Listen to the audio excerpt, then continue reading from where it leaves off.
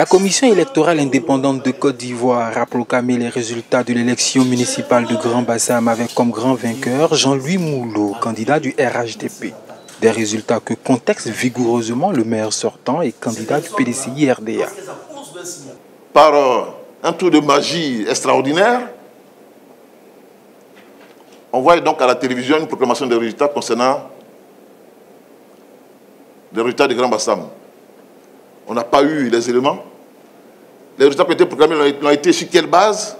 Plus de 500 femmes du PDCI-RDA ont organisé un sitting devant le QG du candidat Georges-Philippe Ezalé. Et cela malgré la présence à Grand Bassam d'un impressionnant détachement de la police nationale.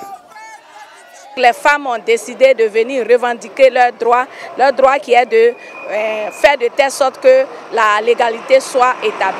Nous allons faire ce sitting jusqu'à ce que les résultats soient à notre faveur, qu'on nous donne la victoire de notre candidat qui est Georges-Philippe Ezalé.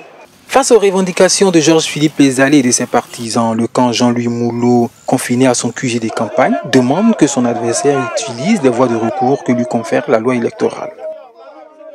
Au lieu de s'adonner à des casses, au lieu de s'adonner à des conférences de presse, au lieu de s'adonner à des actes de vandalisme dans la ville, je pense qu'il serait mieux qu'on utilise les recours que la loi nous donne.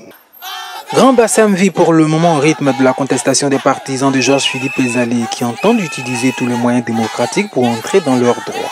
Il faut alors espérer que ce contentieux trouve un dénouement dans quelques jours avec le verdict de la Chambre administrative de la Cour suprême de Côte d'Ivoire.